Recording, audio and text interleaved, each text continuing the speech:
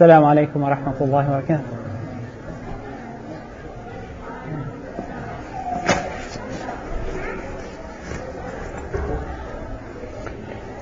الحمد لله ثم الحمد لله، وأفضل الصلاة وأتم التسليم على سيدنا محمد وعلى آله وصحبه أجمعين. اللهم علمنا ما ينفعنا وانفعنا بما علمتنا وزدنا علما وفقها في الدين يا أرحم الراحمين. Bismillah ar-Rahman ar-Rahim. Inshallah, continue on our study of Seerah today. And what I would like to do first is to continue on where we left off the last time with the finishing the conquest of Makkah, Fatah Makkah. We have gotten through the initial, We studied how Rasulullah sallallahu alaihi wasallam came to Makkah in response to the breaking of the treaty of Hudaybiyah, after Quraysh violated that treaty and helped the tribe of Bashar kill people from the tribe of Khuza'ah inside Mecca, and they helped them outside Mecca at the well of Watir, and then they helped them as they followed Khuza'ah and killed some of the people of Khuza'ah inside Mecca. Then Rasulullah sallallahu alaihi wasallam led the army of conquest, Jaysh al-Fatah, to Mecca, and he entered Mecca with 10,000 fighters. Then Rasulullah sallallahu alaihi wasallam, we studied how he gathered the people of Quraysh and how he pardoned most of them except for a few that they committed enormous crimes against the Muslim community, and Rasulullah sallallahu alaihi wasallam allowed and basically gave the verdict for these people to be executed. However, he ended up pardoning most of them except for very few that were punished in Mecca. One of the people that was very fearful of the punishment was Safwan ibn Umayyah. He is the son of Umayyah bin Khalaf, the one that was killed in Uhud, the one that used to torture Bilal, and Bilal killed him. That's the son of that person, and he was one of the elitist people of Quraysh, the ones that used to routinely torture Muslims, and the ones that sworn animosity against Islam. How this man was not one of the people that Rasulullah sallallahu alaihi wasallam decided to kill. However, he feared for his life and he escaped, and he went south to Yemen. A friend of his name was Umayr ibn Wahab. He asked Rasulullah sallallahu alaihi wasallam for permission to bring Safwan back and let him be safe in Mecca. So Rasulullah sallallahu alaihi wasallam gave Umayr his own turban as a sign that Safwan can wear the turban of Rasulullah sallallahu alaihi wasallam, so he can enter Mecca without fearing any harm. And that's what he did. Safwan came back to Mecca, and then Rasulullah sallallahu alaihi wasallam met with Safwan, and Safwan asked Rasulullah sallallahu alaihi wasallam. He told him, "I'm not a mu'min yet. I do not have faith in my heart, and will live in Mecca, but I will not accept Islam. So can you give me 2 months grace period until I decide whether I want to be a Muslim or not?" So Rasulullah sallallahu alaihi wasallam said, "You have 4 months. I will give you 4 months to decide whether you want to be a Muslim or not." And then after that, eventually Safwan became a Muslim, and we will speak of Safwan a little bit in the current session. And he had a wife that his wife was a Muslim and he was not. Then Rasulullah sallallahu alaihi wasallam, after Safwan declared Islam, gave him back his wife, and they both became Muslims. Another incident that happened, Rasulullah sallallahu alaihi wasallam was around the Kaaba making tawaf, and a man named Fudala came to Rasulullah sallallahu alaihi wasallam. He had prepared a dagger, a poison dagger, to kill Rasulullah sallallahu alaihi wasallam while he is safely and peacefully making his tawaf around the Kaaba. And he was approaching Rasulullah sallallahu alaihi wasallam. I hope these views will not distract you. They're pretty. As he was approaching Rasulullah sallallahu alaihi wasallam, Rasulullah sallallahu alaihi wasallam looked at Fudala's eyes and he said, "Ma wara'aka ya Fudala? What do you want, Fudala?" He said, I'm just making tawaf for Rasulullah. I'm just making tawaf with you. Rasulullah sallallahu alaihi wasallam said, "Ya Fudala, innama ji'ta li taqtulani." You came only to kill me. And you did such and such, and you prepared your dagger. And then Fudala said, "How did you know? I told nobody. This is not a secret that I told anybody so you will know about it. And then Rasulullah sallallahu alayhi wasallam said, did you not know that I am the Prophet of God? Didn't you not know that I am the Messenger of God? And Fadala became a Muslim based on that. So Allah subhanahu wa ta'ala gave him guidance. On the second day after the conquest, after the first, Rasulullah sallallahu alayhi wasallam gathered the people of Quraysh and gave them the pardon, and all the scores were settled. Rasulullah sallallahu alayhi wasallam gathered the people of Makkah again for what is known as the second speech of conquest, Khutbah al-Fatah al-Thaniya. Rasulullah sallallahu alayhi wasallam, after praising Allah subhanahu wa ta'ala, said, Ya ayyuhan nas, inna Allah harrama Makkata yawma khalaqa as-samawati wal ard. Allah subhanahu wa ta'ala made Makkah a sanctuary the day He created heavens and earth. فَهِيَ حَرَامٌ بِحُرْمَةِ اللَّهِ إِلَى يَوْمِ الْقِيَامَةِ. So it is sacred, it is a sanctuary with the sacred, as sacred because of Allah subhanahu wa ta'ala to the day of judgment. فَلَا يَحِلُّ لِامْرِئٍ يُؤْمِنُ بِاللَّهِ وَالْيَوْمِ الْآخِرِ أَن يَسْفِكَ فِيهَا دَمًا. It is not allowable, it is forbidden for anybody who believes in Allah subhanahu wa ta'ala and the judgment day to kill a soul in Mecca. أو يعضد بها شجرة, or even to cut a tree in Mecca. فإن أحد ترخص لقتال رسول الله فقولوا إن الله أذن لله وإن الله أذن لرسوله ولم يأذن لكم. If somebody says that Rasulullah sallallahu alayhi wasallam himself entered with an army to Mecca to fight, then tell that person that Allah subhanahu wa ta'ala gave a period of an hour of a day, that is the minute, the hour that Rasulullah sallallahu alayhi wasallam came to Mecca. He said He gave him permission for that 1 hour, for that particular day, to bring an army to Mecca. وَإِنَّمَا حُلَّتْ لِيَ سَاعَةً مِّن نَهَارٍ وَقَدْ عَادَتْ حُرْمَتُهَا الْيَوْمِ كَمَا كَانَتْ بِالْأَمْسِ كَحُرْمَتِهَا بِالْأَمْسِ. It is as sacred today, it is as much of a safe sanctuary today as it ever was before. فَلْيُبَلِّغِ الشَّاهِدِ الْغَائِبِ. Whoever is witnessing today, let him tell the ones who are absent.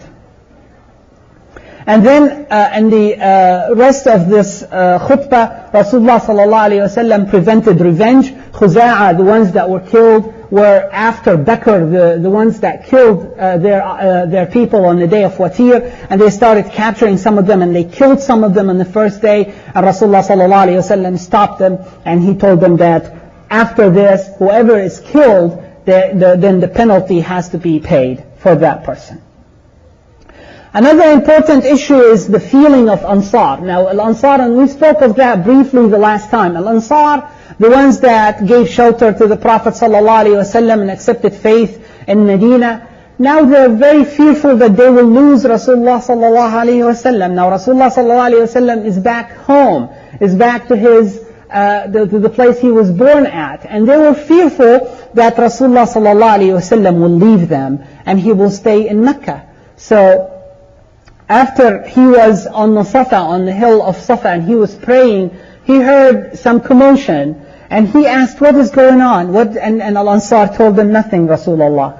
And then Rasulullah ﷺ said, tell me, what is going on? I hear a commotion in your camp. And then they said, we are fearful that we're going to lose you, Rasulullah ﷺ. And then Rasulullah ﷺ said, مَعَاذَ اللَّهِ الْمَحْيَا مَحْيَاكُمْ وَالْمَمَاتُ مَمَاتُكُمْ. I ask Allah subhanahu wa ta'ala's forgiveness. I will live forever, I'll live as long as I live among you, and I will die among you. So he told them that he is going to be faithful to them as much as they were faithful to him, sallallahu alayhi wasallam. Then the last thing that Rasulullah sallallahu alayhi wasallam did after the conquest of Mecca is al-bay'ah, the pledge. Rasulullah sallallahu alayhi wasallam started taking the pledge from the people of Mecca, those who, now it's obvious, the idols have been broken, the Kaaba is now clean and cleansed from the dirt of the idol worshipping, and it's obvious to them that Hubal did not do any good, and it's all useless stones and useless pictures and only names, and they started accepting Islam. So they came to Rasulullah sallallahu alayhi wasallam to give them the pledge of allegiance to Islam and to himself. And Umar ibn al-Khattab, Rasulullah sallallahu alayhi wasallam, was on the top of As-Safa, of the hill of As-Safa, and Umar ibn al-Khattab was at the bottom of that small hill, and he was accepting the bay'ah for Rasulullah sallallahu alayhi wasallam. After he finished taking the pledge from men, he gathered women of Mecca in a place, and Umar in the same place, and Umar was also with him accepting the bay'ah from women. And among these women came the woman that was the most announced enemy, the most known enemy of Rasulullah sallallahu alaihi wasallam, and the most vicious enemy of Islam. And her name was Hind bint Utbah. Hind is the one that took the liver of Hamza, the uncle of Rasulullah sallallahu alaihi wasallam, and chewed on it after Uhud.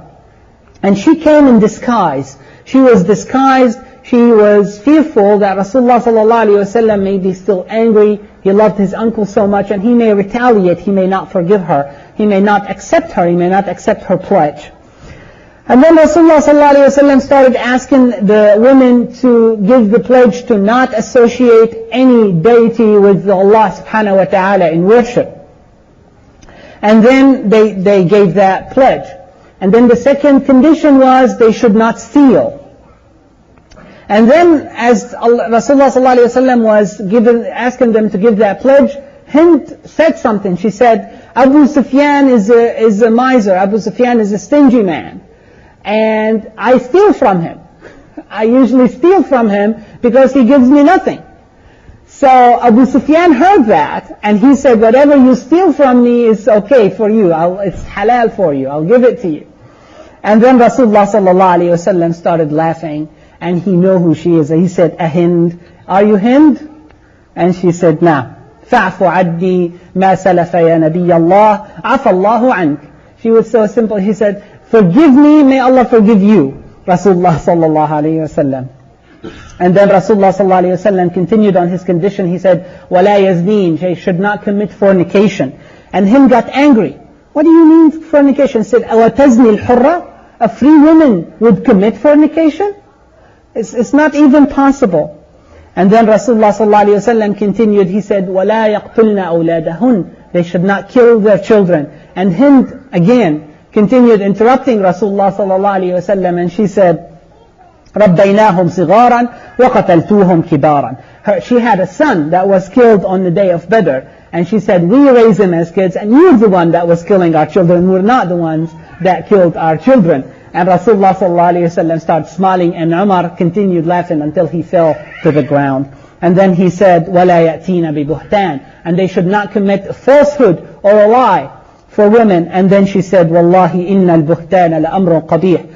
Wallahi, buhtan, the falsehood, is something that is ugly and disgusting. وَمَا تَأْمُرُنَا إِلَّا بِالرُّشْدِ وَالْمَكَارِمِ الْأَخْلَاقِ. And you only order us and enjoin upon us the good deeds. She started liking what she hears. And then he said, وَلَا يَعْصِينَكَ فِي مَعْرُوفٍ, and women shall not disobey you as long as you are ordered them, enjoying the good deeds upon them. And then she said, all of this is discussion between Hind and Rasulullah sallallahu alayhi wasallam, and everybody is listening.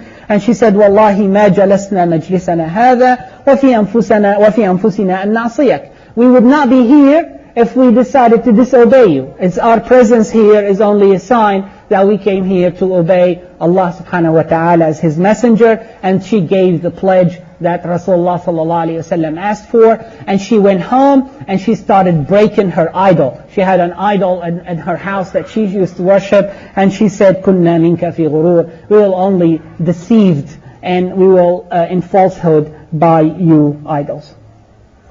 Then Rasulullah sallallahu alayhi wasallam stayed in Mecca 19 days, and we will see how Rasulullah sallallahu alayhi wasallam left Mecca. Some of the important things that happen is destroying the idols around Mecca. Rasulullah sallallahu alayhi wasallam sent Khalid to the idol of Al-Uzza, and sent Amr ibn al-As to the idol of Suwa', and Sa'd ibn Zayd to the idol of Manat, and all the idols of Mecca and around Mecca were destroyed.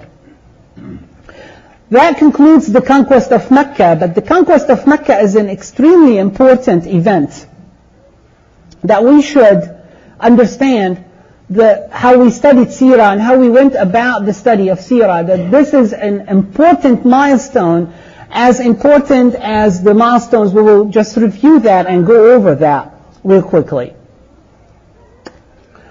The seerah is, in general, is divided into, according to timeline, into three basic options. The first is from the birth of Rasulullah sallallahu alayhi wasallam to the message of Rasulullah sallallahu alayhi wasallam, and that lasted 40 years. That ended when the message came to Rasulullah sallallahu alayhi wasallam.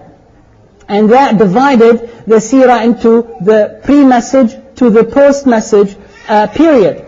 Now the post-message, as we all know, is divided into the Mecca phase and the Medina phase. The Mecca phase lasted for 13 years, and the Mecca phase lasted for 10 years.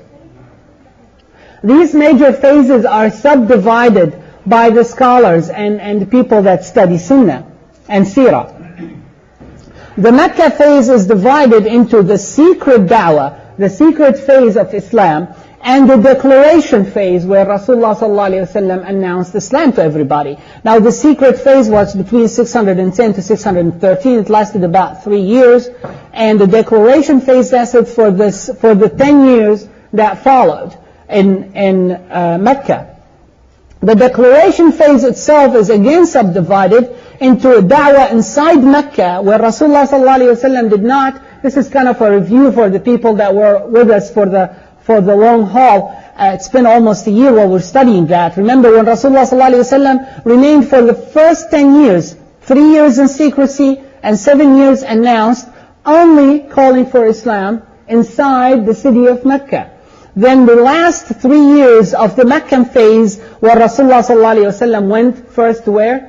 To Al-Ta'if. Remember when we went to Thaqif and he was rejected, and then he continued calling, and then after that first year, 621, Bay'atul Aqaba al-Ula, the first pledge of Aqaba, or what is called as Bay'atul Nisa, and then the second pledge of Aqaba.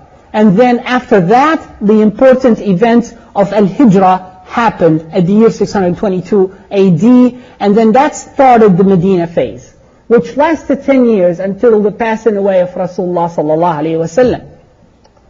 Now these 10 years are also divided again into 3 phases by the people, the scholars of Seerah. The first phase lasted from 1 to 6 of Hijrah, and it's called the defense and attacks, where Rasulullah sallallahu alayhi wasallam and Quraysh and the allies of Quraysh had the battles of Badr, the battle of Uhud, and the battle of Khandaq, and it was back and forth, fighting to establish the Islam in Medina and to establish the state of Islam.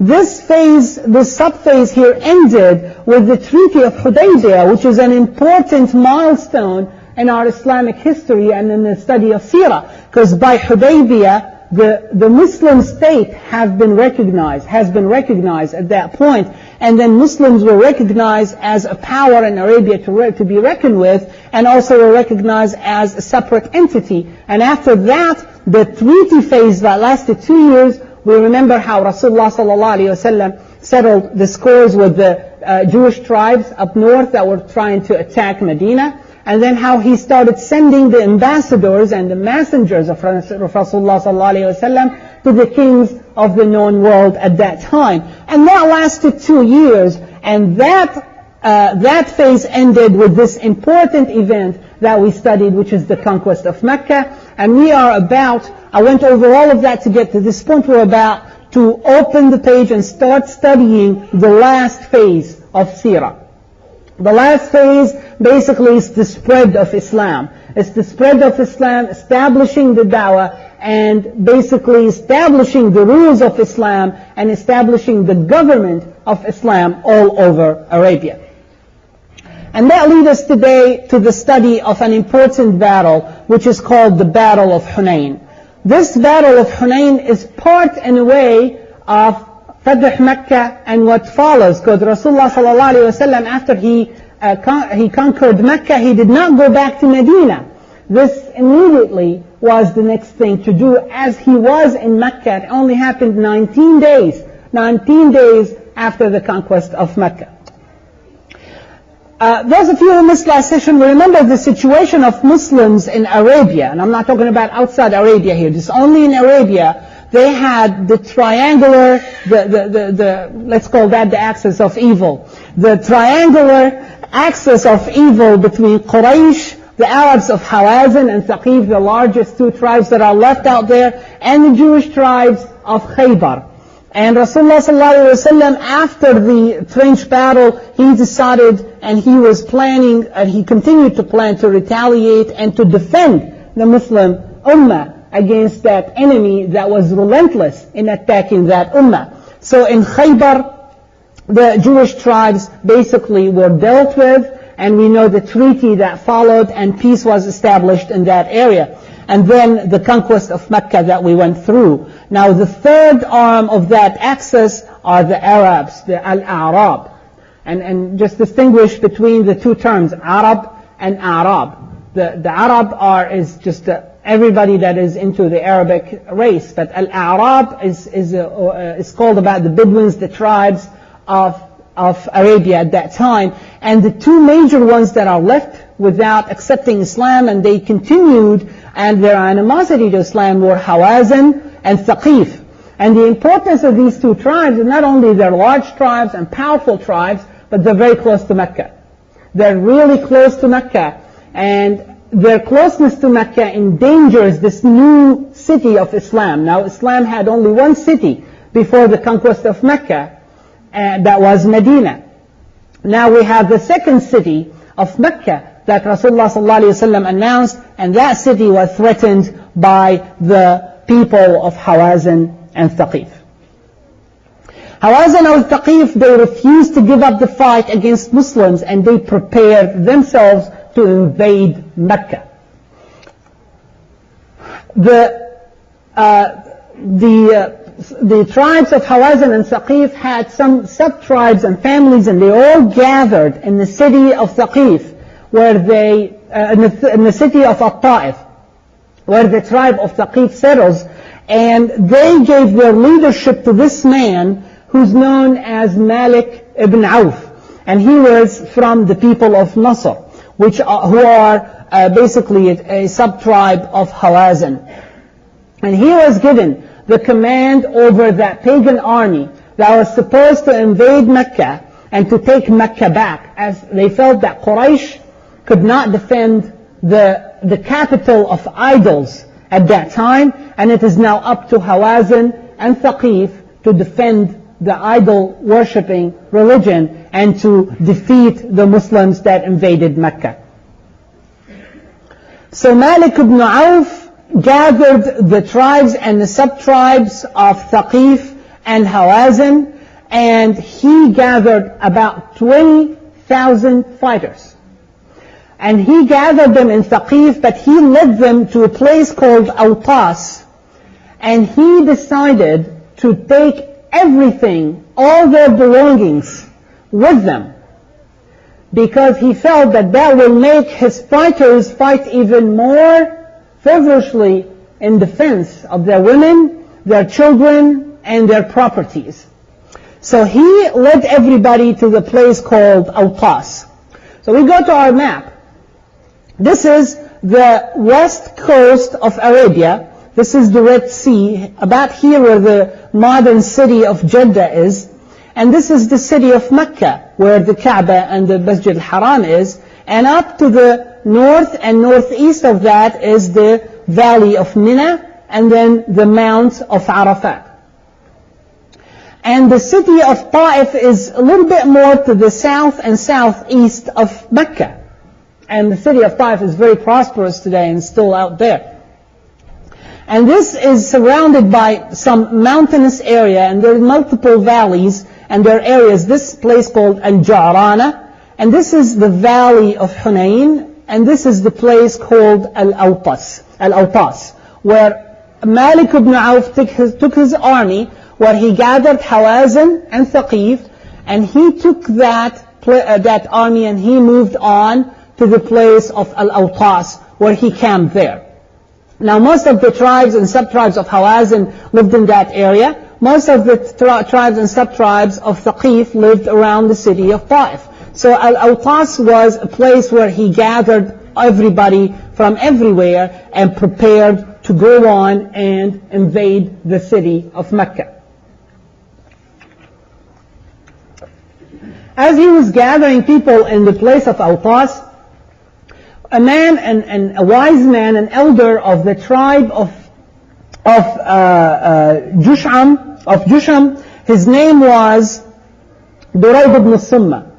And Durayd, those who study Arabic literature, he's a renowned poet. He's one of the people that had his poetry, as well written as it is, be hanged on the walls of Kaaba on the day of ignorance. And those poets, the poetry that used to be hanging on the walls of Kaaba, called in Arabic Al-Mu'allaqat.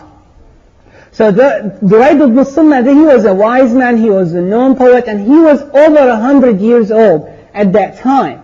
But he was a known fighter in his younger days, and he had so much experience in war that his people brought him down to Al-Awtas to participate in the planning for this important battle, the survival battle of Hawazin and Saqif against the Muslim army. So this man, Durayd ibn Summa, was a blind man because he was elderly and he was blind. And he was brought to a place of Awtas, and he asked, where are we?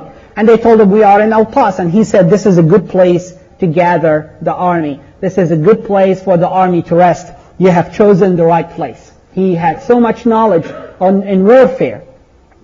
And then he said, wait a minute, I hear children, and I hear women, and I hear camels, and I hear sheep. What is going on? Aren't we going to a battle? Aren't you telling me this is where we're gathering the army? They said, Malik ibn Auf decided to take the property and women and children and everything with our army and make them all down here in Awtas. He said, call Malik ibn Auf, I would like to talk to him. What kind of idea is that? So he said, what is going on, Malik? Why did you bring everything with you? This is all we have. Malik said, أردت أن أجعل خلف كل رجل أهله وماله ليقاتل عنهم. I wanted to put behind every single fighter his family and his property, so he can put everything forward in their defense. And then Durayd said, راعي ضأن والله. Wallahi, you are not a fighter, you're a shepherd. You are not good in planning wars. He said, وَهَلْ يَرُدُّ الْمُنْهَزِمَ شَيْئًا. If somebody is fleeing from the battlefield, fleeing for his life, does any property will make him stay? إنها إن كانت لك لم ينفعك إلا رجل بسيفه ورمحه. If you are victorious in this battle, these women and the sheep and the camel will not help you. There will be a burden in the fighting, even if you're victorious. The only thing that will help you is the fighting men in the battlefield. وإن كانت عليك, but if you are defeated in this important battle, فضحت في مالك وأهلك, then they will basically take your money and they will take your family. Your family will go into slavery. And then the people that gathered from Saqif and Hawazin, they listened to this wise elderly man, and they said, well, Durayd is saying that's what it is. You really should be our families back and take them to Taif. And then Malik said, Wallahi la af'al. Wallahi, I will not do this. I am the leader. I am the commander of this army. And he looked at Durayd and he said, إِنَّقَ قَدْ كَبُرْتَ وَكَبُرَ عَقْلَكَ. You're senile. You don't know what you're talking about. You're too old now.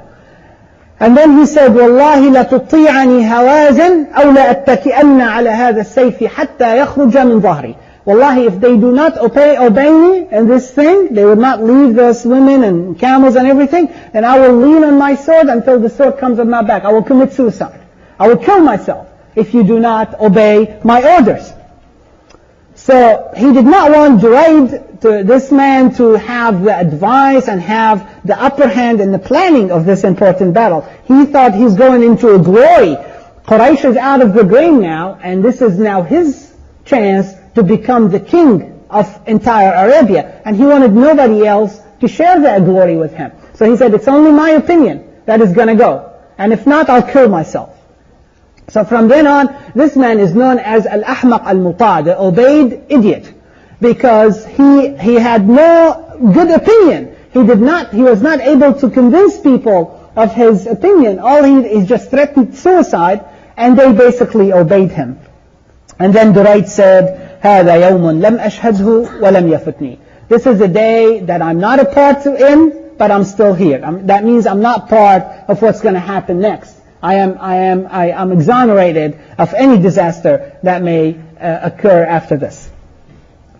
Rasulullah sallallahu alayhi wa sallam started getting the news that Thaqif and Hawazin are preparing the army and they're about to get into Mecca. And he started, Rasulullah sallallahu alayhi wa sallam, preparing the army that he brought with him from Medina. Now how many people were there? How many fighters? 10,000 fighters. He prepared that army to go out and fight against that danger that is coming to Mecca. Now the people of Mecca, they just gave the pledge to Rasulullah sallallahu alayhi wa sallam a few days earlier, and it's been only 19 days since the conquest. They went out with Rasulullah sallallahu alayhi wa sallam. So from Mecca there were 2,000 fighters that came with Rasulullah sallallahu alayhi wa sallam. Now these 2,000, they're all new Muslims. Now Islam is only a thin layer on the surface in many hearts. In some hearts it's well established, but in some they just went into Islam because there is no other option. That's it. The Muslims are the government and they're the upper hand right now. So as the Hawazin, they gathered their army in Awtas, and then Malik rejected the advice of Durayd. The Muslim scouts found out about the attacking force, and then, as I said, 19 days, Rasulullah sallallahu alayhi wa sallam gathered 12,000 fighters to face the 20,000 fighters of Hawazin and Thaqif. The Muslims looked at their army of 12,000. Now this is the largest. This is the grandest. Now we remember in the Ghazwah of Mu'tah, there were 3,000 that faced how many? 200,000 Byzantine fighters. And they still able to not lose that battle. So they said, there are 12,000 of us. And then one of them said, and in a very weak narration it said it was Abu Bakr, but it's very, very weak, not good authentication. One of them said, وَاللَّهِ لَا نُغْلَبُ الْيَوْمَ مِنْ قِلَّةٍ أَبَدًا. Today we will not be defeated because we're few. There's so many of us. Look at this enormous army. Muslims never had such an army. In Badr they fought with 300, in Uhud 1,000, in Al-Khandaq 3,000. This is a large army for Muslims. And they liked the odds that stacked with them. And then Rasulullah ﷺ did not like that. He said that this is not a good thing to say. Because our victory, we get the victory from Allah subhanahu wa ta'ala. We do not defeat people with our numbers or our equipment. We only defeat them because Allah subhanahu wa ta'ala gives us that victory with our faith. And then Rasulullah ﷺ moves the army and heads towards where they're gathering. Now they're gathering here in Awtas, and the road to where they are passes through this place called Hunayn. Hunayn is not intended to be where the battle is. Hunayn is the way to go to face them, because if you face them outside Mecca, then the danger for invading Mecca is less. And then Rasulullah ﷺ just declared that Mecca is a safe sanctuary, and there should not be any fighting, any killing, etc., etc. So the fight will be taken outside Mecca, and the enemy will be faced outside this place. On the way to Hunayn, they passed by a tree. And these new Muslims coming out, and they saw a place, the tree that is called a sacred tree. And it's called Dhatu Anwat. And people would come to this tree and they would hang their swords and give the blessing, and they would rest and they would pray under the tree. And they said, this is the tree of the pagans. Why don't you give us a tree, Rasulullah sallallahu alayhi wa sallam, so we can have a blessing from that tree as well. And then Rasulullah sallallahu alayhi wa sallam said, إِنَّكُمْ قَوْمٌ تَجْهَلُونَ. What is this, the days of ignorance? This is the ignorant call. Allahu Akbar. قُلْتُمْ وَالَّذِي نَفْسُ مُحَمَّدٍ بِيَدِهِ كَمَا قَالَ قَوْمُ مُوسَى. You just said what the people of Musa said, of the Prophet Musa alayhi salam, when the Jews went out of Egypt in their exodus, and they saw the idols of other nations, and they asked Musa to make them idols as well, so they can worship. He said, you just said what they said, اجعل لنا آلهة إلها كما لهم آلهة إنكم قوم تجهلون. These are ignorant days. The event is mentioned in the books of Seerah, and the scholars repeat that just to know what kind of hearts, what kind of faith is still in some of these hearts out there? They're not fully integrated with the idea of La ilaha illallah yet. They want a tree to worship still while they're going out with the Muslim army. And that's where the whole story goes together at the end when we see where the spoils are getting divided. Why Rasulullah sallallahu alaihi wasallam favored some people to bring them closer to Islam.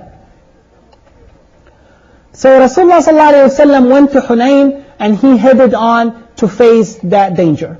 We get a close-up here in that map. This is the valley of Hunayn right here. These are a mountainous area on both parts, on both sides of this valley. Here's what happened.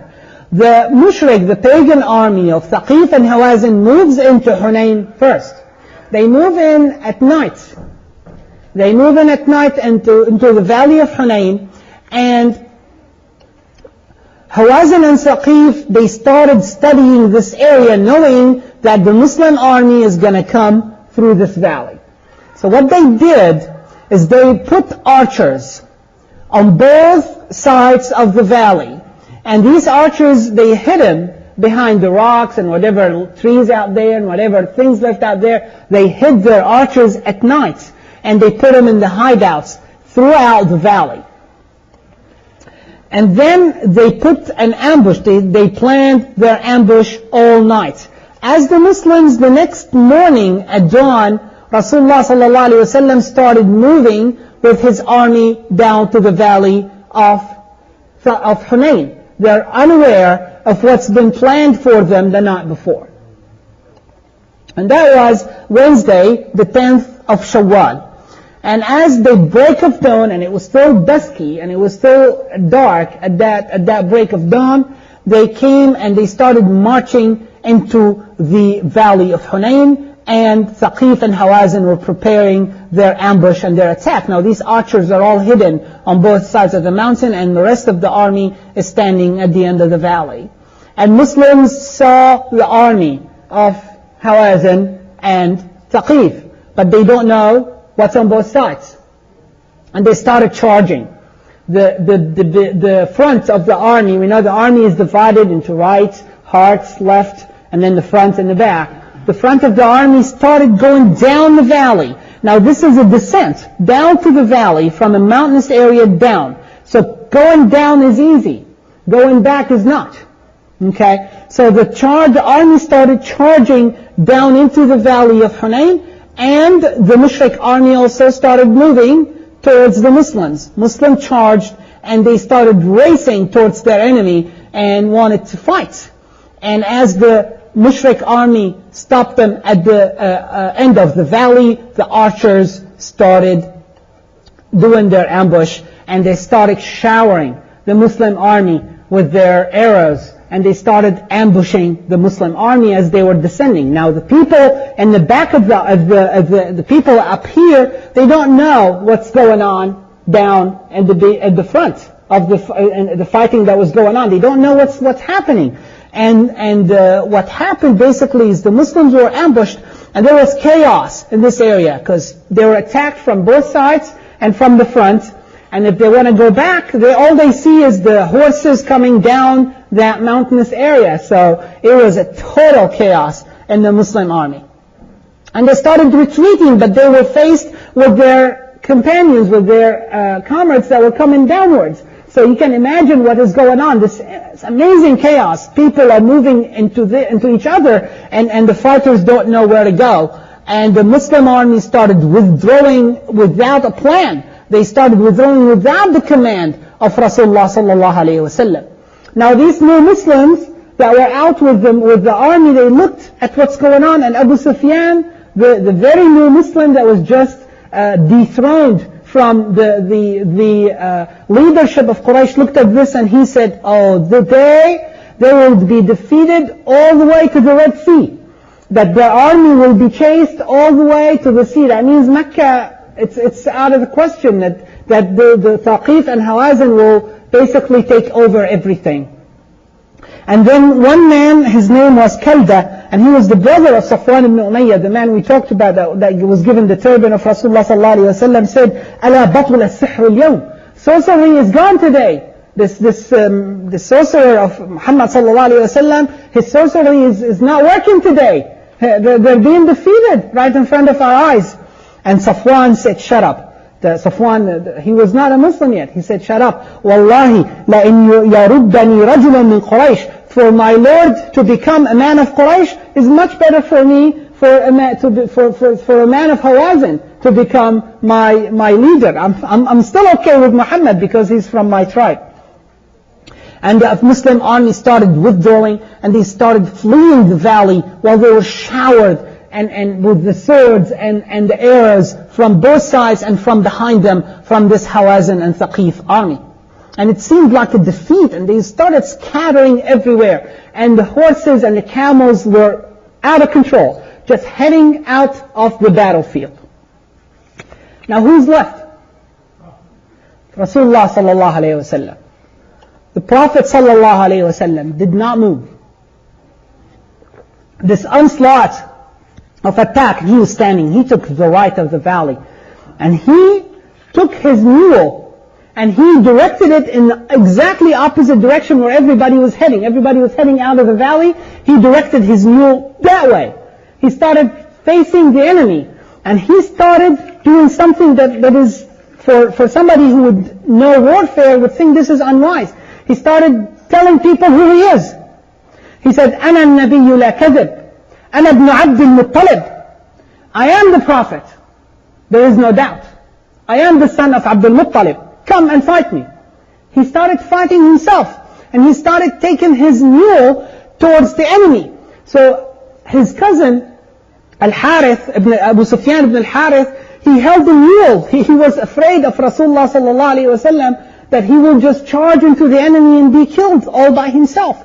And his uncle Al-Abbas stayed with him, and they were holding the mule and holding tight with Rasulullah sallallahu alayhi wasallam so he would not be so aggressive in his attack. And Rasulullah sallallahu alayhi wasallam started fighting by himself with very few, his cousin, his uncle, around him fighting. Then Rasulullah sallallahu alayhi wasallam asked his uncle Al-Abbas. He said, Al-Abbas was known of his loud voice. He was a living, walking loudspeaker. He was out there and he said, Al-Abbas, call upon the people of the tree to come here. Now who are the people of the tree? They are the people of Al-Hudaybiyah. Those are the people of Bay'at Ar-Radwan. The pledge of that pleased Allah subhanahu wa ta'ala. He said, those are the people that pledged they will die with me. Call upon them. And Al-Abbas started calling, Ya ashab al-samara, all people of the tree. And people that were fleeing and just unconsciously, subconsciously leaving the battlefield heard that voice. We gave the pledge to Rasulullah and to Allah subhanahu wa ta'ala. And we had this verse, لَقَدْ رَضِيَ اللَّهُ عَنِ الْمُؤْمِنِينَ إِذْ يُبَايِعُونَكَ تَحْتَ الشَّجَرَةِ. Allah is pleased with those who gave you the pledge after Shajara. Can we leave the battlefield now and leave Rasulullah sallallahu alayhi wasallam? So they started going back. But the camels were heading in the wrong direction. So they would jump off their camels and off their horses. And they would leave everything and they would run to Rasulullah sallallahu alayhi wasallam to answer the call of the pledge of Ash-Shajara. Until those 1,400 people, whoever left with them, they started gathering around Rasulullah sallallahu alayhi wasallam, the people that gave the pledge, that they will die with Rasulullah sallallahu alayhi wasallam for the defense of Islam. And then Rasulullah sallallahu alayhi wasallam asked Al-Abbas, he said, call for Al-Ansar, call for the people of Medina. And Abbas started calling, Ya ayyuha Al-Ansar, come to the defense of Allah subhanahu wa ta'ala and His Prophet. And then started Al-Abbas calling, and as he was calling the people, the army started turning back. Those who could not go on their horses, they left their horses behind. Those who had heavy shields, they took their shields off, and they ran down the valley to continue fighting with Rasulullah sallallahu alayhi wasallam. This is an unbelievable turnaround of events. And they started coming back, and the entire army started coming back. And then Rasulullah sallallahu alayhi wasallam said, Al-Ana hamiya al-watis. Now the heat of battle is reaching its peak. Now we are about to start fighting. And they continued to fight. And the Muslim army went down into the valley and starting a ferocious fight against those who were just few minutes ago so victorious that the battle was over. And Abu Sufyan was saying that they will reach the Red Sea in their escape. And here's the army coming back with the call of Rasulullah sallallahu alaihi wasallam, charging against their enemy, and the battle was reorganized. And what happened is a miracle from Allah subhanahu wa ta'ala. And the defeat was upon the people of Hawazin and Thaqif. Now in the verse we're about to study next, Allah subhanahu wa ta'ala said that He also supplied an army or soldiers that you could not see to help Muslims. Now the scholars had some conflicts and controversy about what are the soldiers that you could not see. Ibn Ishaq said they were the angels. The malaika of Allah subhanahu wa ta'ala came in the shape of the mushrik army, the pagan army, saw them as horsemen upon large horses with big swords, and the Muslims only saw ants, so small ants coming from the sky. And so the mushriks saw a different thing from what the mu'min saw. And another narration in Al-Dhahabi that Shayd ibn Uthman, he's a man with the mushrik army, with the pagan army, was fighting, and he was about to reach Rasulullah sallallahu alaihi wasallam with his sword, and he saw fire coming from the sky to prevent him from hitting Rasulullah sallallahu alaihi wasallam. That he saw a horse and a horseman descending from the sky, and he asked Rasulullah sallallahu alaihi wasallam, he said, Ya Muhammad, ma hadha? What is this, Muhammad? What is these people coming from the sky? And Rasulullah sallallahu alaihi wasallam said, La yara hadha illa kafir. It's only the unbelievers are seeing this. So believe in Allah subhanahu wa ta'ala, and he accepted Islam at that point. But the verse was clearly, and we will study that Allah subhanahu wa ta'ala sent help to the Muslims, although it does not say exactly what kind of help that was. And then the pagan army of Thaqif and Hawazin started being defeated, and they started fleeing the battlefield towards Al-Awtas. And the Muslim army was gathered, and they started chasing after the enemy. So subhanallah, what kind of a turn of events. The defeated army became victorious, the victorious army became defeated by the will and the grace and the blessing of Allah subhanahu wa ta'ala. And that's what Allah subhanahu wa ta'ala says in Surah At-Tawbah, which is chapter 9 and verses 25 and 26.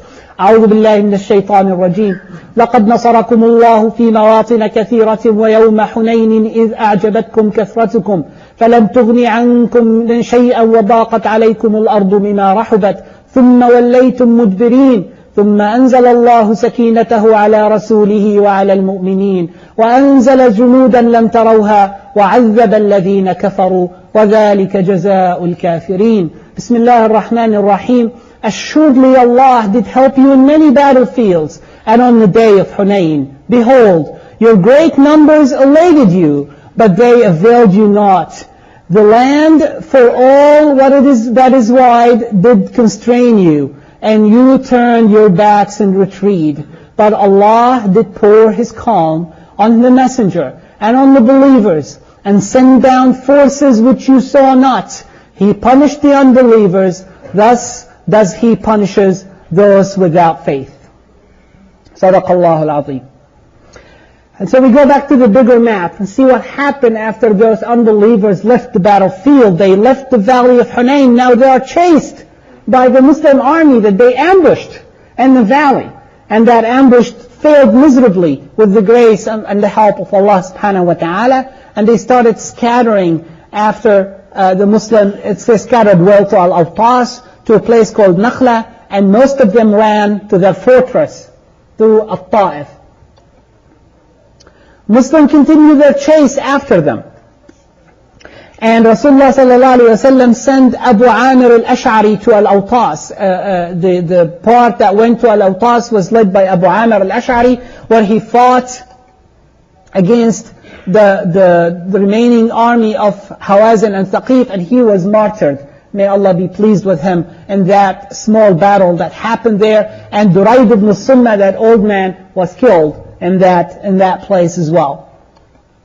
Then the people that escaped to Nakhla were also chased, and the rest of the army escaped to At-Ta'if, and that part was followed by the army that was led by Rasulullah sallallahu alaihi wasallam himself.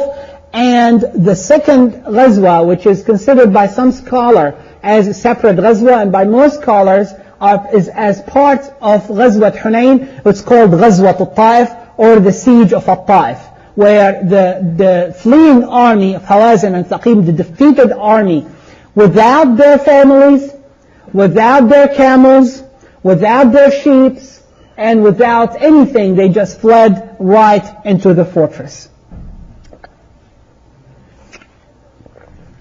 And as they were fleeing, it was a really nice, funny story that Malik ibn Auf wanted to wait in the way and started to gather his army and try to continue the fight. And he was trying to see who's coming, who's following him, so he can fight. Instead of going into the fortress and hiding, he wanted to try to see if he can get another battle. And he was going and he would say, who are these? And they would say, Bani Sulaym coming. He said, fine, stay. Well, we can fight these people. Who is this? They would say, such and such tribe. And then he saw the green brigade of Rasulullah sallallahu alayhi wasallam follow after him. And he said, who are these? They said, Al-Muhajiruna Al-Ansar, the companions of Rasulullah sallallahu alayhi wasallam. He said, who is leading them? He said, they said, Az-Zubayr. Az-Zubayr ibn al-Awwam is heading that brigade. And he said, Firru. Now it's time to flee. Now it's time to run away and go into the fortress. And they went into their fortress and they hid and they started the siege of Al-Ta'if.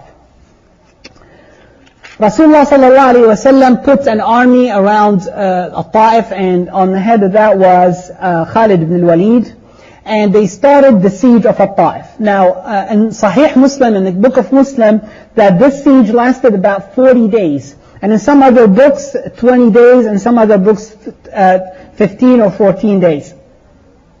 And there was a lot of arrow throwing and archers and around the Ta'if, where the Muslims suffered some casualties. Now, the entire battle of Hunayn up to this point, the casualties of Muslims were 4 people.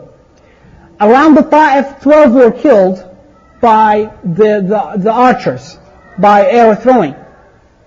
And the casualties of Thaqif were about 70 in the valley of Hunayn.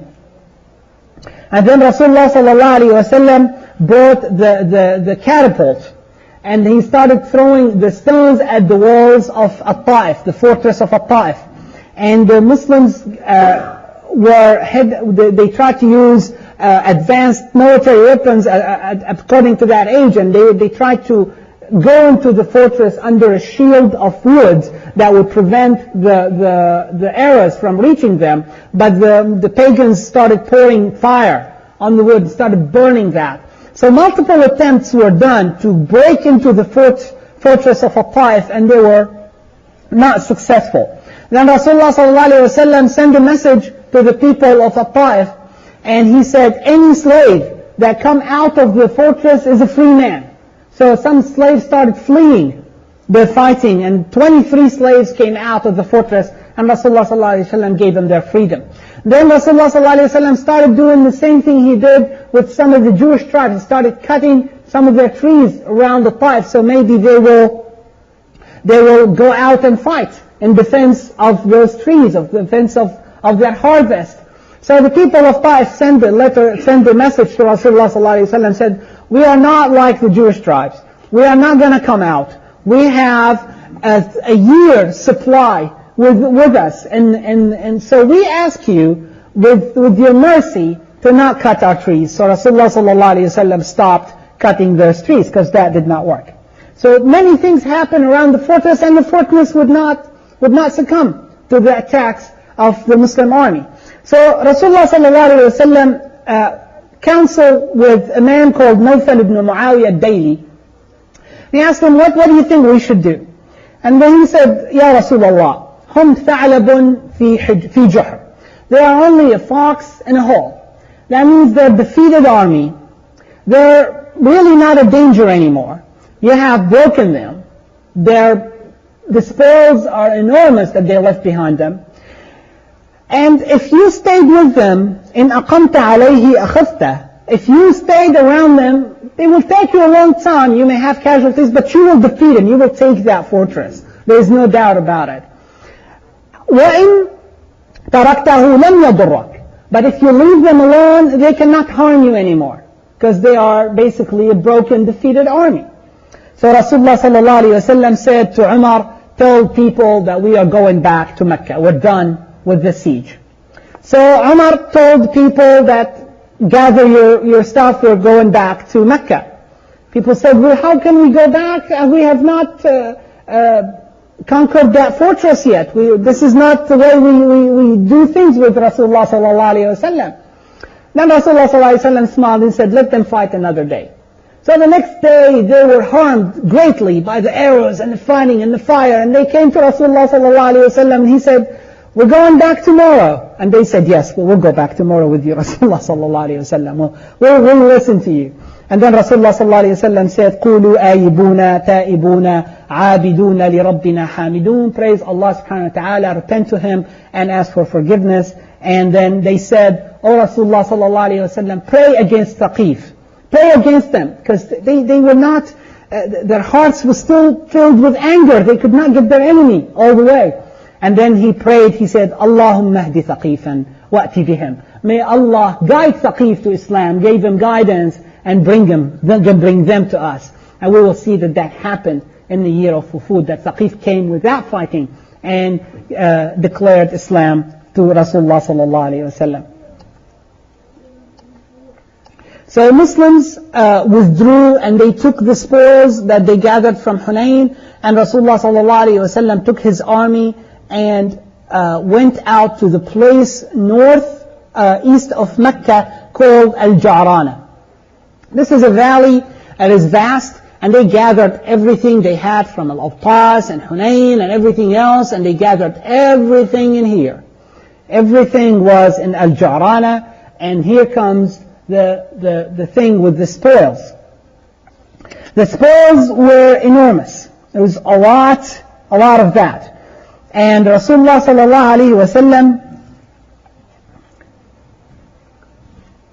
had the final say-so how things will be divided. There were 6,000 slaves, 24,000 camels, and 40,000 sheep, and 4,000 pounds of silver gathered from that one battle.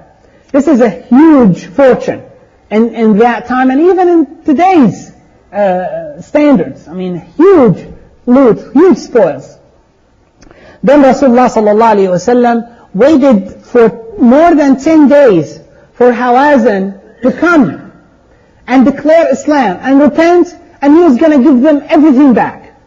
He was not going to take anything. He just waited, and people were insistent on Rasulullah sallallahu alayhi wa sallam, we want our share. When are you going to divide the spoils? When are you going to? And he would just wait and wait. He was waiting for Hawazin to come, so he can give everything back to them if they accepted Islam. Because Rasulullah sallallahu alayhi wa sallam and the army did not go out for greed. They went out to invite people to the right faith of Islam. Then the Prophet finally started dividing the spoils. And he started amazingly with the new Muslims of Quraysh. Now these people are known as at-tuwaqa, the ones that are pardoned. Now you only pardon a criminal. These are the pardoned people. They are the ones that fought heavily against Muslims. And then they accepted Islam mostly on the surface. And then here's Rasulullah sallallahu alayhi wa sallam, when he wants to give the rewards after the battle, he starts with them. And he starts with Abu Sufyan. So Abu Sufyan said, well, I did not fight. He knows who I am. Maybe he'll give me a camel or two and it'll be over with. So he came to Rasulullah sallallahu alayhi wa sallam. He gave him 40 pounds of silver, and 100 camel. Abu Sufyan was stunned with this generosity. And he said, Ibn Yazid, how about my son Yazid? He said, give him another 40 pounds of silver and another 100 camel. The man could not believe his ears. He said, how about my son Muawiyah? And they said, give him another 40 pounds of silver and another 100 camel. And then Abu Sufyan was given all this. He could not believe what he's doing. And he started to move these now, so what, 120 pounds now of silver? And he said, can somebody help me to try to get these things out? And nobody would help him. He said, you are greedy, you carry it on your own. And he is dragging this treasure out of Rasulullah sallallahu alayhi wa sallam. He is, subhanallah, I've never seen a more generous man. Hakim ibn Huzam, he was given 100 camel. Then Hakim said, can I have another 100? And Rasulullah sallallahu alayhi wa sallam said, give him another 100. What kind of generosity is this? Safwan ibn Umayyah now, these are enemies. Only 20 days ago were swearing to slaughter Muslims and wherever they find them. Safwan, he was given 100, like everybody else. He said, can I have another 100? He said, here's another 100. And he said, can I have another 100? And Rasulullah ﷺ said, give him another 100. And then he said, Wallahi la yatibu bi nafsi hadha illa nabi. Wallahi, this cannot be anything but a prophet of Allah subhanahu wa ta'ala. And he declared Islam. He said, who can give this? And then the word got out. Inna Muhammadan yu'ti ata'a man la yakhsha al-faqr. That Muhammad is giving like somebody who can never fear poverty. And Rasulullah sallallahu alayhi wa sallam had not much in his own house. He was giving in the way of Allah subhanahu wa ta'ala. So these hearts, it's like the ones that you talk to and they listen to you, you keep talking to them. But if you have somebody that does not want to listen, you lure him in with food, you lure him in with money, you lure him in with other things. And this is what Rasulullah sallallahu alayhi wa sallam, he's a prophet, he's a messenger. His mission in this world is to invite people to La ilaha illallah. Now, with the sword, with the gifts, or with the word, whatever works, his job is to invite people to La ilaha illallah. And that's what he's doing. But many people could not comprehend that at that time. And they started running to him. The tribes, the people of Quraysh, the Arabs, everybody is just, and they started gathering around Rasulullah sallallahu alayhi wa sallam, and they started pushing him. Ya Rasulullah, a'tina, Rasulullah, give us. And they started pushing him and dragging him, give me, and this one would pull him until the garment and the Rasulullah sallallahu alayhi wa sallam fell down. And he had no garments on him. And he said, Ya ayyuhan nas, ruddu alayya ridai. Give me my garments back.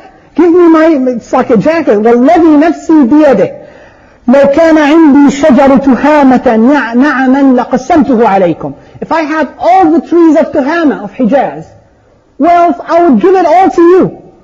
ثم ما ألفيتموني بخيلا ولا جبانا ولا كذابا. And you will not find me a stingy miser, you will not find me a coward, and you will not find me a liar. I will give it all to you.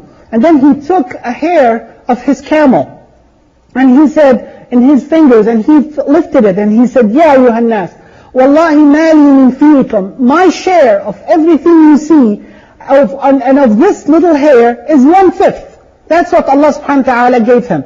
And that 1/5 that belongs to me, I'm going to give it to you. So don't pull me, don't fight. I will give everything to you. I will take nothing from that. And then he asked Zayd bin Thabit, may Allah be pleased with him, and he said, bring everybody that fought in that battle, the new tribes like Sulaym and Khuza'a, the ones that joined the Muslims recently. Those are the Arab tribes that were allied with Muslims, and start giving them. And everyone got from those people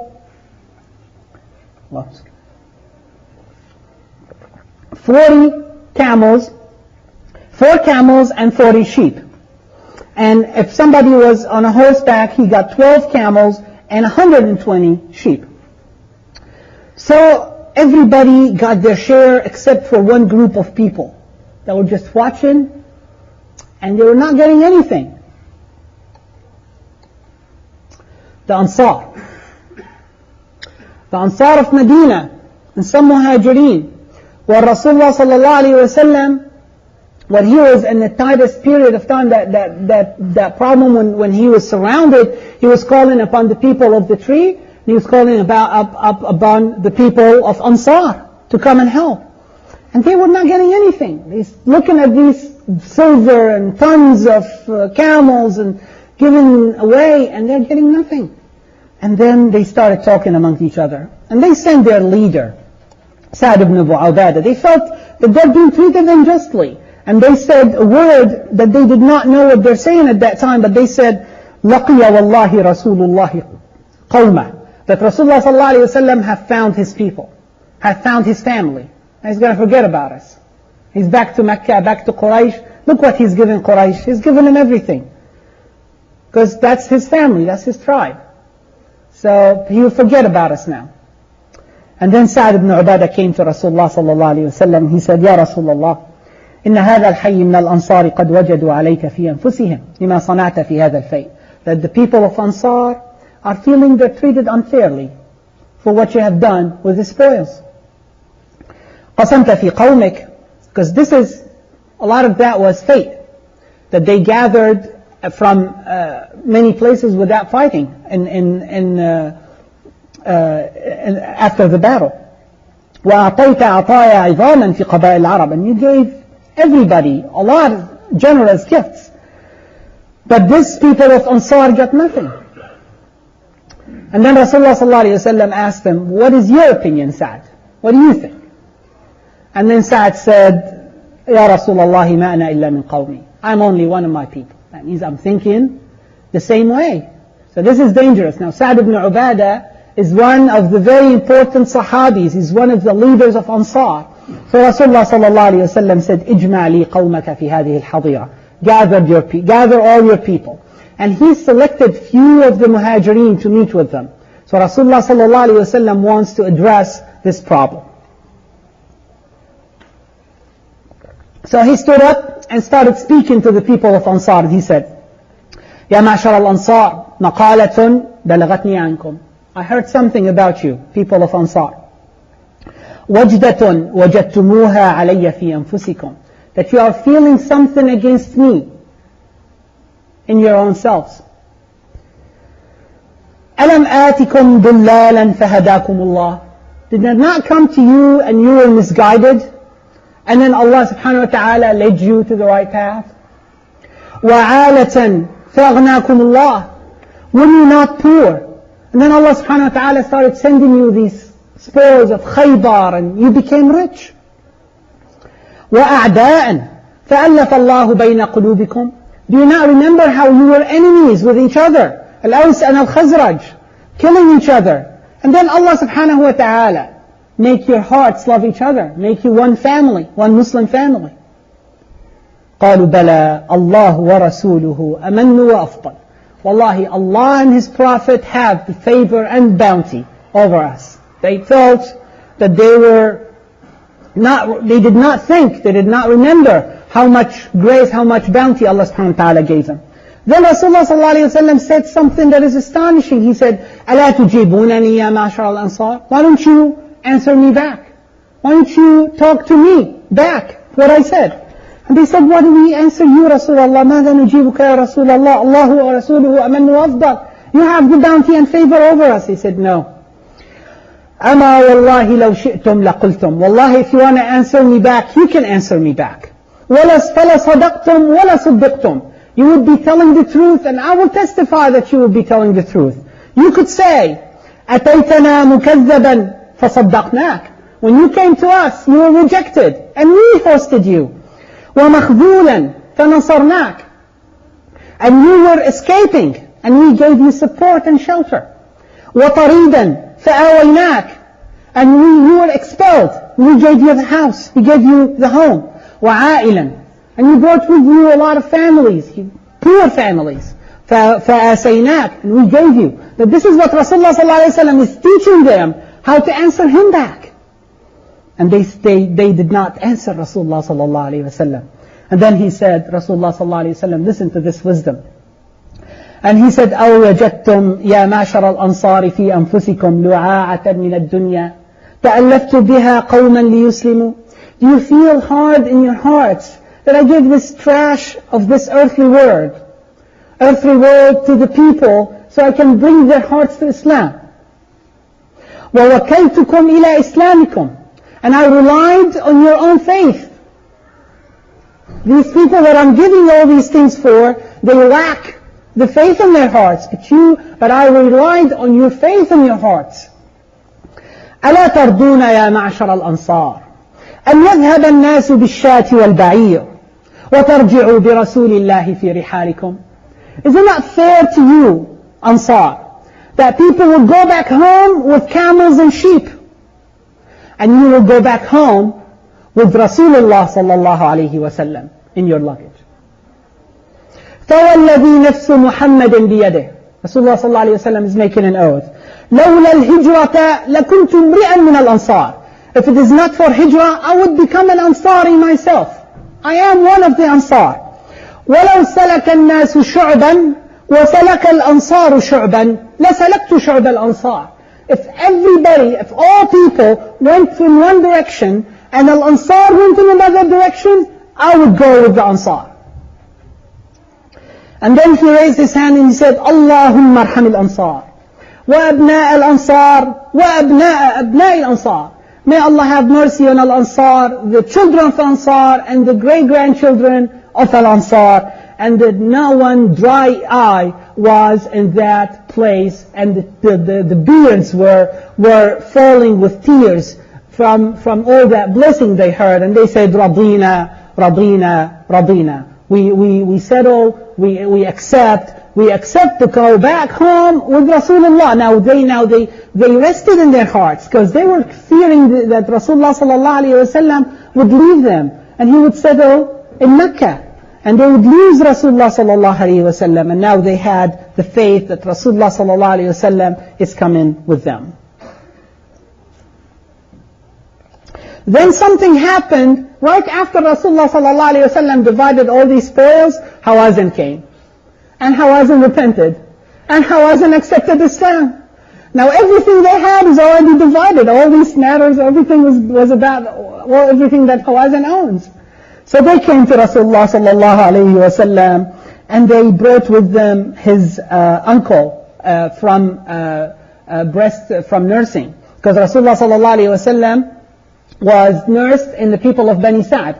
And it's noteworthy that her sister was one of the slaves that were captured, and he gave her freedom because that was his sister from nursery. And her name was Ash-Shayma'u bint al-Harith. So they came to him, they brought his uncle and said, Ya Rasulullah, we accept Islam, we will repent, we regret what we have done. Give us back what you took from us. Rasulullah sallallahu alayhi wa sallam, inna ma'iyya man tarawun. You saw what happened. I waited for you, you did not come. Now after I divided everything and gave it up, here you are. He said, وَإِنَّ أَحَبَّ الْحَدِيثِ أَصْدَقُ I want you to be honest and frank with me. أَأَبْنَاؤُكُمْ أَوْ نِسَاؤُكُمْ أَحَبُّ إِلَيْكُمْ أَمْ أَمْوَالُكُمْ Which is more beloved to you, your women and your children, or your money, your camels, your sheep and your silver? And they said, مَا نَعْدِلُ بِالْأَحْسَابِ شَيْئًا No, of course, our families. He said, then I will try to return your families to you. I will try to give you back your women, your children, and your families back.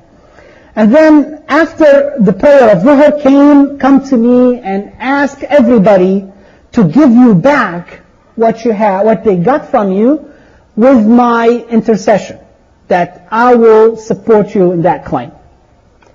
So they came after the Dhuhr prayer, and then Rasulullah sallallahu alayhi wa sallam stood up and said, أَمَّا أَمَا مَا كَانَ لِي وَلِبَنِي عَبْدِ الْمُطَّلِبِ فَهُوَ لَكُمْ وَسَأَسْأَلُ لَكُمُ النَّاسِ Whatever me and my family and the entire tribe of Bani Hashim that got, I will give it all back to you, everything.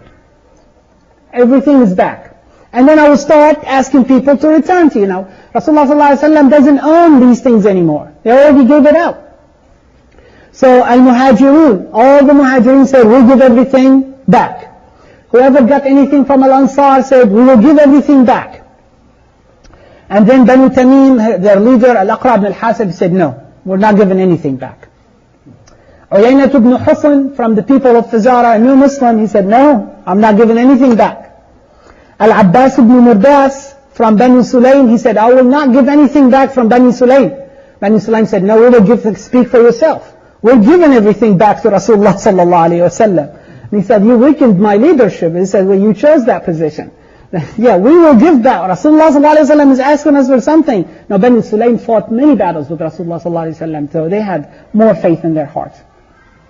And then Rasulullah sallallahu alayhi wa sallam stood up and said, that these people came to be your brothers. These people came to embrace Islam. And I have taken their families from them. And I gave them the choice, and they chose their families. So whoever wants to give their families to them. The next battle, for one share, I will give them 6 shares instead, for whatever we get instead of that. So people started giving back. Everything came back to Hawazin, except one old woman that Uyayna ibn Husayn kept, and he continued to keep, and then eventually he gave it back. And then Rasulullah sallallahu alayhi wa sallam left the place of Hawazin, came back to Mecca, made Umrah, and then went back to Medina. And with that, we close the chapter of the conquest of Mecca and the battle of Hunayn. We may have time for maybe a comment or two or a question or two, so please go ahead, and inshallah after that we will conclude and get ready for Isha, inshallah. Jazakallah khair. Wa alaikum assalam. Sufyan, if you remember, took money. He took 300 camels and 120, so they were not asked to give the money back. They were asked to give families. Whoever got like women or children or anything, these were the ones, because Rasulullah sallallahu alaihi wasallam gave them choices. Whoever got slaves, turn it back, but the money was not mentioned. Controversy whether there were actually angels or not. Well, the controversy, if you know the 3 narrations, almost most of them say that there were angels, except for one that said it was just fire that came down from the sky. And the word junud doesn't always mean soldiers. It can mean also tools of war in general. Because وَمَا يَعْلَمُ جُنُودَ رَبِّكَ إِلَّا هُ. Only Allah knows His junud, only Allah knows His soldiers, whatever He can fight with. And like Allah may send, when Allah subhanahu wa ta'ala send a fly on the Namrud, that was considered junud, that was considered soldiers of Allah. So that's why there is some conflict. It doesn't have to mean a fighting soldier, somebody with a sword, to be a soldier. But Ibn Ishaq and Zahabi, in 2 narrations, they say there were angels on horses. There were really angels just like in the Battle of Badr. The only difference that they did not fight. In Battle of Hunayn, they came down, and Allah subhanahu wa ta'ala sent fear into the heart of mushrik. So there were no fighting. But in Badr, some of the casualties of Quraysh had markings of fire on them. And Rasulullah sallallahu alayhi wa sallam said, these markings are by angels, made by angels. But in Hunayn, there were no fighting that was documented from the angels. Nothing Sister Sheba recognized. I told the story, go ahead. Yeah, just for saving time, I did not go into that, but the sister of the Prophet ﷺ, she knew him from the marking of, she told people that I'm his sister. Of course, Rasulullah ﷺ has not seen her for 50 years? So he does not know who she is. He said, so he asked her, how do you know that I'm Muhammad, I'm your brother, how do you know me? And she told him about the seal of the prophethood between his shoulder, and he said, true, that is. And then another thing, that he bit her. When she used to carry him, she would, when he was an infant, he would sink his teeth into her shoulder, and she would take care of him. She was older more than him, and she showed him the bite marks of his teeth, and then he knew who she is, and that's how he set her free. Is there anything else in that story? I think that's... He set her free, and the people that he was with, he set their whole family. Yeah, he set the whole family free, her and her entire family free because of that relationship. Sallallahu alayhi wa sallam. I think we have to get ready, inshallah, for Salat al-Isha. We conclude with prayer and supplication. May Allah subhanahu wa ta'ala make us of those who hear the best of words and listen and follow the teaching of Rasulullah sallallahu alayhi wa sallam, heed his call and apply it into our lives, and help us finish, inshallah, the Seerah session and take the best lessons out of it. Ameen. Wa sallallahu ala sayyidina Muhammadin wa ala alihi wa sahbihi ajma'in. سبحان ربك رب العزة عما يصفون وسلام على المرسلين والحمد لله رب العالمين.